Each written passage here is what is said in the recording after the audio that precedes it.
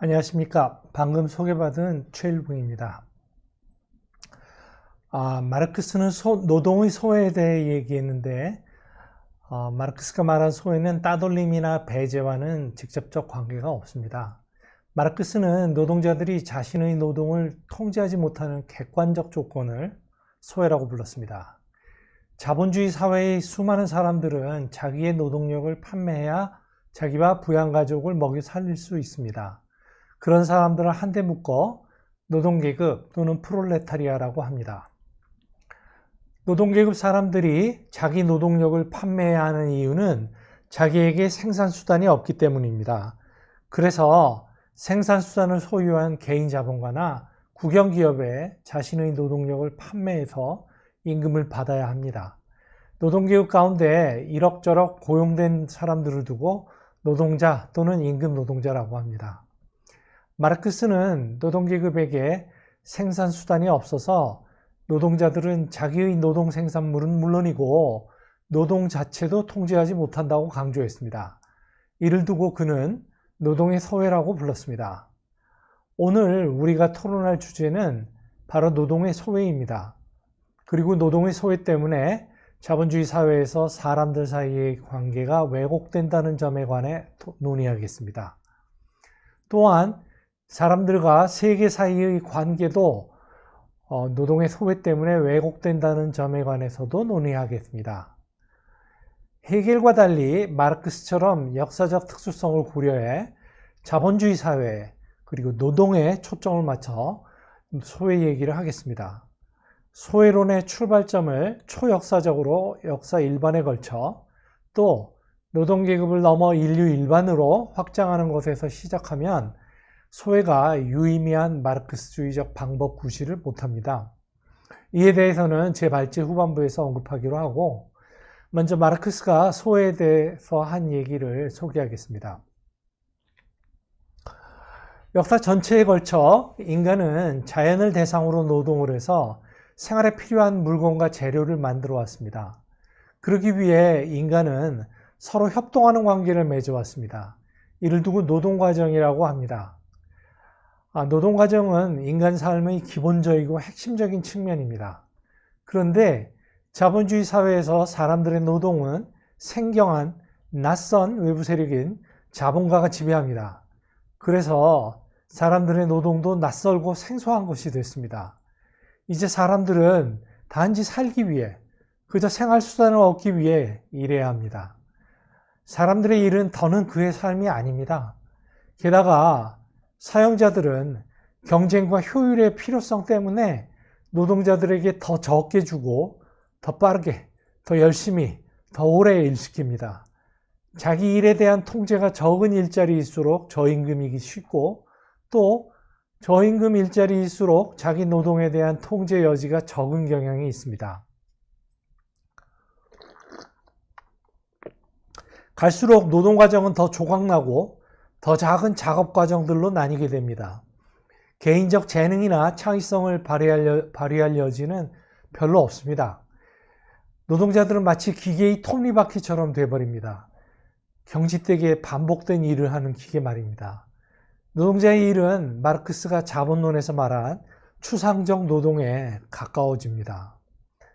오늘날에는 노동의 소외가 훨씬 확장됐습니다. 가령 콜센터 일도 공장 일과 비슷하게 소외됐습니다. 기후위기도 노동소외와 관련이 있습니다. 기후재난으로 주로 노동계급 사람들이 피해를 입는데도 노동자들은 기후재난을 갈수록 악화시키는 탄소 배출 많은 생산 방식과 생산물에 관련되어 있습니다. 교사의 일도 자본주의 이전과 다릅니다. 오늘날 교사의 일은 가르치는 것이라기보다는 학생을 측정하고 평가하는 것이라고 말해도 과언이 아닐 만큼 교사의 노동은 소외됐습니다. 무슨 의미로 교권을 말하는지는 흔히 모호하지만 교권 운운이 교사가 자기 일에 대한 통제력이 없어서 힘을 잃은 상황을 반영한다는 것만큼은 분명합니다. 노동이 소외돼서 인간 삶의 기본적이고 핵심적인 부분이 되어야 하는 노동이 인간이 견뎌내야 하는 부담이 되어버렸습니다. 직장에서 일할 때 우리는 성취감을 느끼기보다는 원자화되고 고립되어 있다고 느낍니다. 노동자는 성취감을 주는 창의적인 일을 통해 자기 자신을 표현할 기회가 없습니다. 그래서 우리는 자기 삶에 대한 통제력을 행사할 대안을 찾습니다. 그리고 사생활과 특히 프라이버시를 개성을 표현할 유일한 수단으로 여기게 됩니다. 직장에서 우리는 얼굴 없고 힘없고 교체될 수 있는 존재이지만 직장 밖에서는 집을 꾸미고 맛집을 찾고 친구들과 카페에서 수다 떨거나 허프에서 술 마시고 재밌는 드라마나 영화, 스포츠 경기 관람, 패션 등을 통해 우리의 개성을 표현하려 합니다. 그러나 이것도 그다지 개성 충만하지 못합니다. 그러다 보니 개성 충만한 개인들이 유명인들에게 사로잡히는 이른바 셀럽 문화가 광범합니다. 그러나 셀럽 문화에 집착하는 것은 내 개성도 중요하고 주목할 만하다는 환상과 현실 도피적 동기를 제공할 뿐입니다. 소외 현실로부터의 가장 뚜렷한 도피 사례는 히키코모리입니다. 근래 우리나라에서도 히키코모리가 빠르게 늘었다는데요. 히키코모리 생활도 소외에 대한 반응입니다. 다른 건 몰라도 자기 삶은 자기가 통제할 수 있다는 정서의 발로인 것이죠. 자본주의 사회의 정신건강 문제, 특히 우울증 등 만성 불안장애도 소외에 대한 반응의 한 형태입니다. 물론 무의식적인 형태입니다. 그러나 자본주의적 소외가 근본 원인이라는 점에서는 다른 형태의 반응들과 마찬가지입니다. 가령 자해 문제를 들어보면 자해 행위를 통제 부재의 세계에 내 뜻대로 되는 게 하나도 없는 듯한 세상에서 내가 내 삶의 주인이 되는 확실한 방법으로 여기는 것입니다. 매우 안쓰럽게도 말입니다. 마지막으로 사례 하나만 더 들자면 노동자들이 매우 보수 우익적인 관념들, 예컨대 성차별, 인종차별, 성소수자 차별 등을 지지하는 것도 소외에 대한 반응의 한 형태입니다. 물론 이는 반동적인 형태의 반응입니다. 노동자들은 소외에 의해 노동과정만 통제하지 못하게 되는 것이 아닙니다. 자기들이 만든 노동 생산물도 생경한 외부적인 것이 됐습니다. 상품은 노동자의 소유물이 아니고 사용자와 자본가의 재산입니다. 생산물은 더는 노동자의 직접적 필요를 충족시키지 않고 그저 이윤과 시장의 필요를 충족시킬 뿐입니다. 이 세상의 모든 재화를 노동자들이 만들었건만 노동자들은 그중 일부라도 구하려면 돈을 내고 사야 합니다. 중국에 있는 세계 최대급 폭스콘 공장의 노동자들은 자기가 만든 아이폰 14를 자기 임금으로 사기가 어렵습니다. 또한 노동자들에게 꼭 필요한 주택보다는 사치스러운 대저택이 지어져 많은 노동계급 가구들은 전세, 월세를 그것도 종종 반지하에서 살아야 합니다. 노동의 소외는 사람들 사이 관계에도 그래서 사회 전체에도 영향을 미칩니다. 자신의 노동 생산물은 물론이고 자신의 노동조차 통제하지 못하는 처지에 놓이면 노동할 기회도 스스로 통제하지 못하게 됩니다. 내가 만든 것인데도 내 것이 아니고 내 일도 내 마음대로 통제하지 못한다면 우리는 누구나 자기 일을 자기가 통제할 여지가 조금이라도 있는 직장을 구하고 싶어 하게 됩니다. 하지만 다른 사람들도 그런 일자리를 구하려 합니다. 그러나 자기 일 통제 여지는커녕 이 일자리 저 일자리 가릴 계제가 아니고 그저 일자리의 얻기 자체가 문제되는 경우가 많고 사실 그런 경우가 대부분입니다. 그래서 우리는 불가피하게 서로 경쟁합니다. 결국 노동의 소외는 노동계급 사람들 사이를 소원케 만듭니다. 사람들은 서로 이해득실을 따져서 다른 사람을 봅니다. 사회의 경쟁은 이미 학교에서부터 시작됩니다. 소외는 교육에도 침투합니다. 우리는 우리가 배우고 싶은 것을 배우지 못하고 시험에 나오는 것을 배웁니다. 우리가 배우고 싶은 것도 성적처럼 수량적으로 평가받습니다. 우리는 남들을 경쟁자로 여기도록 교육받고 우월감이나 열등감을 느끼는 것을 자연스럽게 만드는 환경 속에서 살았습니다. 남이 내게 도움이 되는지를 재어보고야 친후관계를 맺으라고 배웠습니다.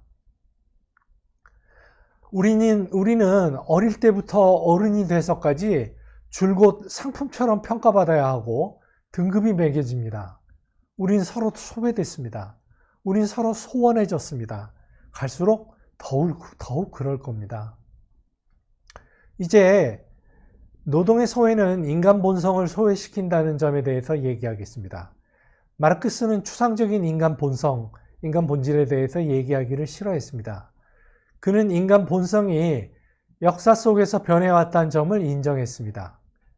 하지만 그렇다고 해서 인간 본성에 고정불변의 특징들이 있음을 부인한 것은 아니었습니다.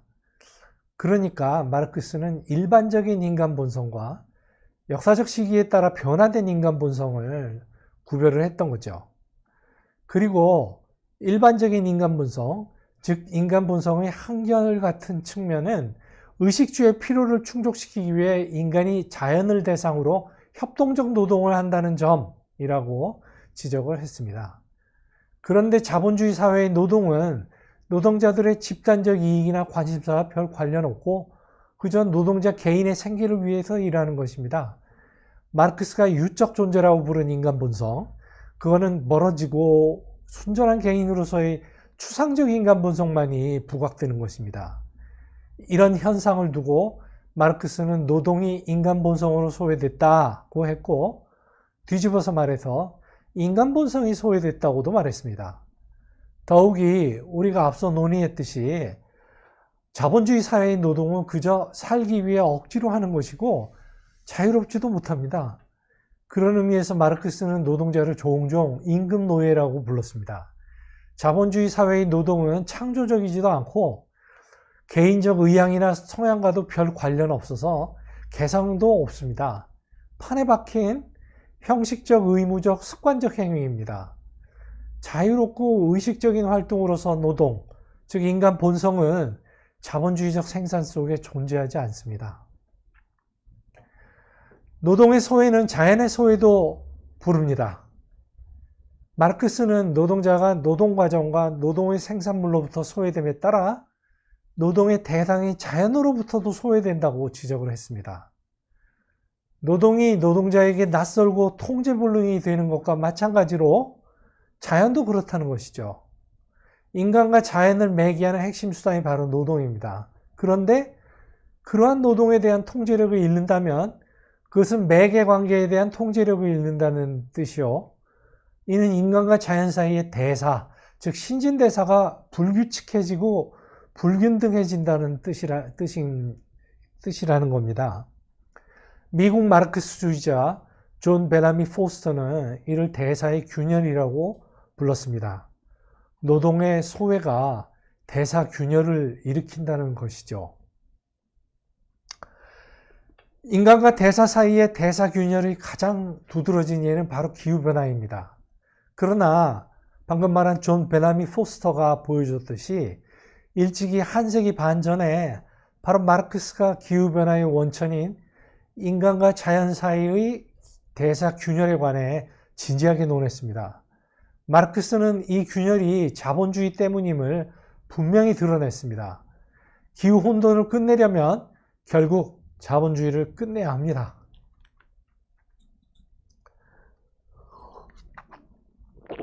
발제 앞부분에서 저는 소외를 자본주의 사회 노동자들의 노동과정과 노동생산물과 관련된 그들의 객관적 조건으로 이해해야 한다. 그러면서 그러지 않을 경우의 난점들을 발제 후반부에 소개하겠다고 했습니다. 지금 그걸 간단히 소개하겠습니다. 나중에 그 나치 당원이 되는 철학자 마르틴 하이데거도 소외 문제를 다루지만 순전히 철학적으로 다룹니다. 1927년에 출간한 그의 가장 잘 알려진 저작 존재와 시간에서 퇴락이라는 용어를 사용해서 실존주의적으로 다루는데 심지어 소외를 받아들일 수 없는 나쁜 것으로 보지도 않습니다. 제2차 세계대전 종전 후와 1950년대에 알베르 까미와 장폴 사르트르 같은 프랑스 실존주의자들도 소외 문제를 다루는데 그들도 자본주의 사회의 노동이라는 역사적 특수성을 빠뜨린 채 단지 철학적 논의만을 하다가 보니까 소외를 이른바 인간의 조건, 그것도 극복 불가능한 조건으로 다룹니다. 반면 마르크스는 자본주의 생산관계에 의해 소외된 노동에서 출발해서 인간의 예속에 대한 비판으로 나아갔습니다. 이와 달리 실존주의자들은 자본주의에 의해 소외된 노동이라는 역사적 특수성 없이 철학적 논의를 통해서 인간 예속 비판으로 나아갔던 것입니다. 그러다 보니 실존주의자들은 노동자의 객관적 소외에 근거하지 않고 노동자의 자기 소외, 즉 추상적 소외에 대해 많이 얘기했습니다. 한나 아렌트도 1958년에 발표한 저서 인간의 조건에서 자기 소외에 대해 말하면서 프랑스 실존주의자들과 매우 비슷한 입장을 취했습니다. 심지어 아렌트는 마르크스가 자기 소외, 즉 주관적 소외에 우선순위를 뒀다는 오해를 하고 있습니다. 물론 까미든 사르트르든 아렌트든 소외를 둘러싼 오해를 했다는 이유로 간단히 폄하하고 일축할 철학자들은 아닙니다. 사르트르처럼 마르크스주의자였든 아렌트처럼 자유주의자였든 어쨌든 그들은 정치적으로 좋은 기여를 자주 했습니다. 저는 다만 마르크스의 소외론에 대한 그들의 오해는 소외를 극복할 효과적인 전략으로 그들이 나아가지 못하게 했다라는 점을 지적하고자 하는 것입니다. 1950년대와 1960년대에 독일 망명객 마르크스주의자 에리히 프롬도 소외 문제를 진지하게 다뤘습니다. 프롬은 소련을 국가자본주의 사회로 보았고 공산당들의 소위 마르크스 레닌주의를 가짜 마르크스주의로 규정을 하면서 그것을 레닌이나 트로츠키와 대비시켰습니다. 프롬은 또한 주류 사회민주주의에 대해 매우 비판적이었습니다. 그러나 아쉽게도 그의 마르크스주의와 소외론에는 마르크스 사상의 핵심인 계급과 계급투쟁의 역할이 누락되어 있습니다. 그 결과 그의 반핵, 반전 정치는 좌파적 포퓰리즘 경향을 띠면서 미국 민주당의 소위 진보파 정치인들과 동행하는 그런 전략을 추구했습니다.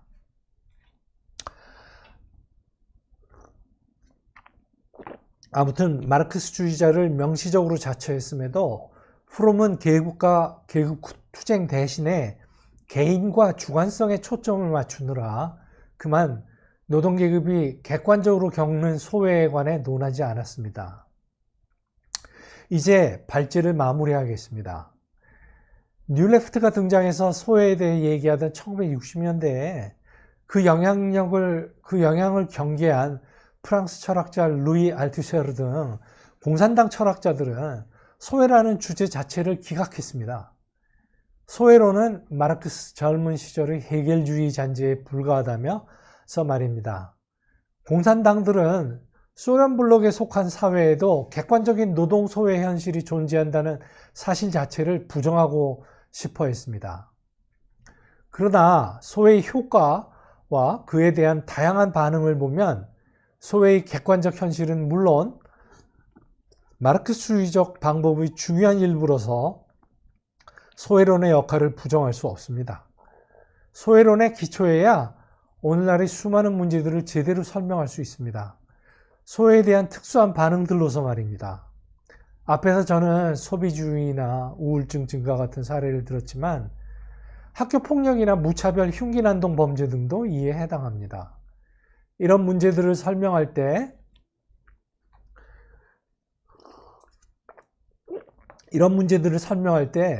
자본주의 사회의 노동 소외에 기초해야 합니다.